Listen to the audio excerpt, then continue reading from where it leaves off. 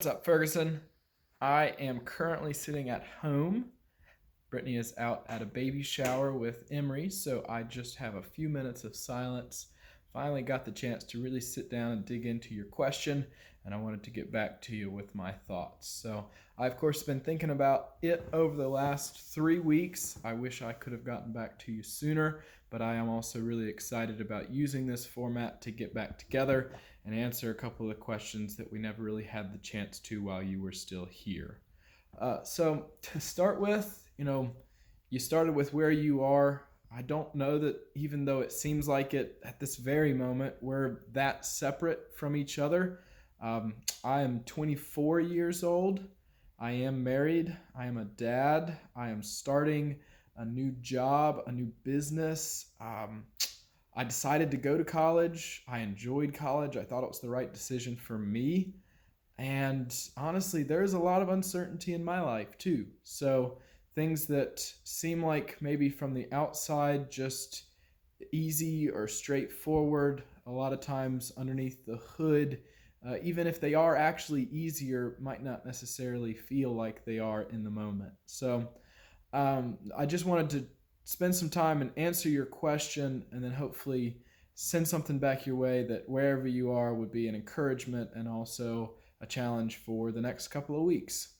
So I guess to get things started, if I understood your question correctly, you said, what do you do when you aren't close to Christ?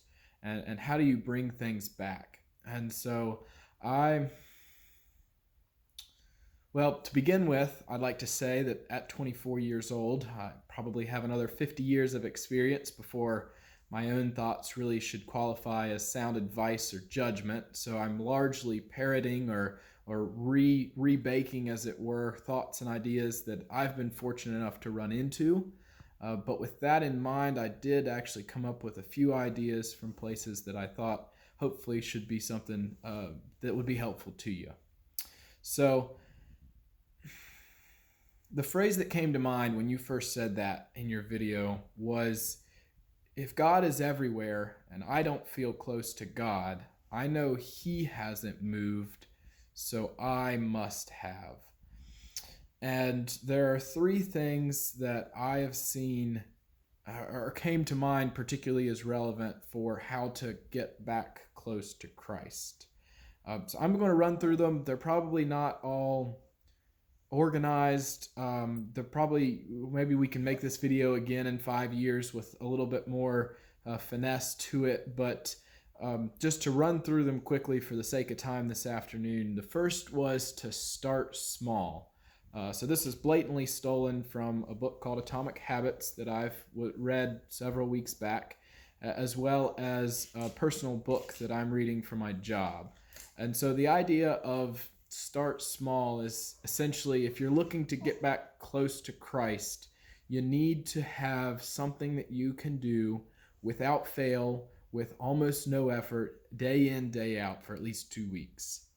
And then do that for those 2 weeks and add 10% essentially to whatever it was that you were doing for 2 more weeks. And then do that forever.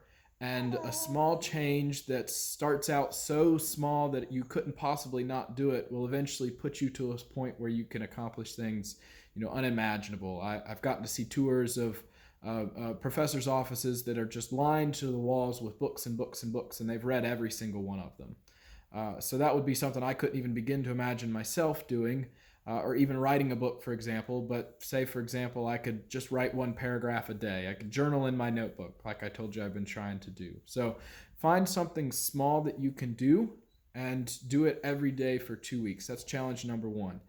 You don't get to pick what it is. I'm challenging you to start a grateful list. That's something that I've been doing for about a year now, and it's just a single bullet point list of something I'm grateful for every day. So on those days that are bad, that are challenging, that just don't seem to be going right, that is an anchor I go back to of things that I've written, not just, things to be grateful for, family, home, a job, that sort of thing, but things I've written down, something that happened on a particular day that I was grateful for. So every day there is something to be grateful for. I want you to add something to that list every day for the next 2 weeks.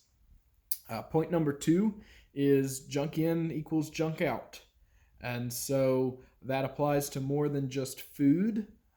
For me, a practical example of this really is music.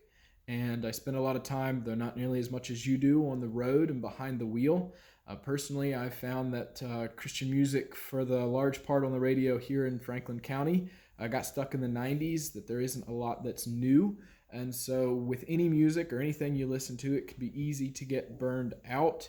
And so it can just switch to something else, try to find something that has some energy or some life or some curious beat to it or whatever else. But if it's not something that's edifying to the Lord and is part of building up my spiritual walk, then it probably is junk in. And what I find is that when junk goes in, junk comes back out. And I'm not as disciplined as I need to be with my study and my prayer. And that certainly has an effect on feeling close to God or being in the right moment. I'm sorry, I'm going to let the dog out here. She's just going to go crazy if I don't.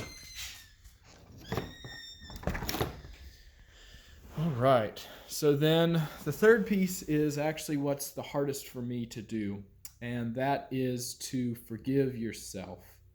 So if you don't feel close to God, there is no doubt in my mind, it doesn't matter what it is or what form it takes, but there's some sin in your life somewhere. Now that's just, I've seen it with people that I've been mentored by. I've seen it in my own life, whatever it might be. There is some sin in your life, and you've got to forgive yourself for that so that you can start the process of that small and getting rid of the junk that's coming in. Importantly, you're not excusing yourself. Titus 2 was one of the chapters that I thought would be really helpful for you to go back and read in regards to this. We have a responsibility to become more like Christ, specifically Philippians chapter 3 and 12, kind of to the end of that chapter, Paul is talking about, I forget what's behind me and I strive forward to the calling that Christ has within me. So you still need to continue to, in a sense, that guilt or that pain that you're feeling is a good thing, and that it wakes you up to recognize you're not where you need to be, but you really cannot beat yourself up to it. It's not practical to beat yourself up about the fact that you're not there. And I'm not saying that you're doing that. I know that I have done that in the past. And to forgive yourself, to recognize that you are only human, that you are still young, that even though all of us would like to start each day on a clean slate, we have memories of yesterday, we have guilt about things that we should have done and didn't, or did do but shouldn't have, and we don't really ever get to just let habits go that have formed just in a nighttime just because we have a burst of enthusiasm for spiritual growth. So recognize you can't start on a clean slate, but forgive yourself, and I think that you'll be heading in the right direction. So that's a long-winded answer. Unfortunately, as a young person myself, I still do not have the best ability to be concise or not to just kind of ramble with my thoughts. But if there's something in there that's helpful, I look forward to hearing about it next week. So my question for you over the next couple of days is, how do you say no to things? This is something that's really always been a struggle for me. I love to be helpful.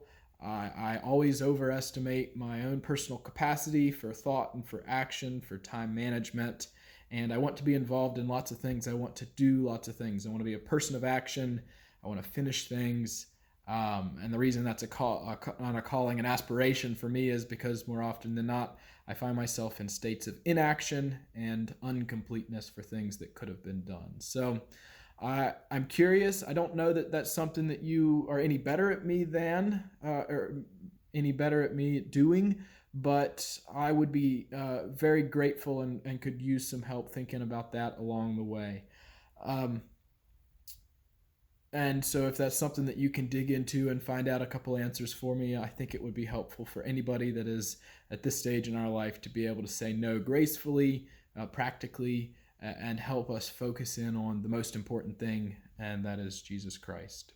So there were a couple of verses I mentioned. I want to pull them out right here at the end again, if I can remember. Titus 2, chapter 2 of Titus, and then Philippians chapter 3 to the end, from verse 12 to the end. And then lastly, I didn't say it specifically in my question, but really seeking first the kingdom of God as we do the practical things that happen every day in people's lives that are our age.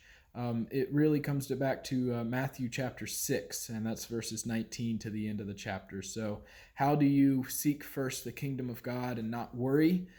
How can you make sure that what you're doing from a day-to-day standpoint really is seeking first his kingdom and still being practical? So that is 10 minutes of talking. I hope that you are well. I can't wait to see you in a couple of days, and I look forward to hearing your response to this video. Peace.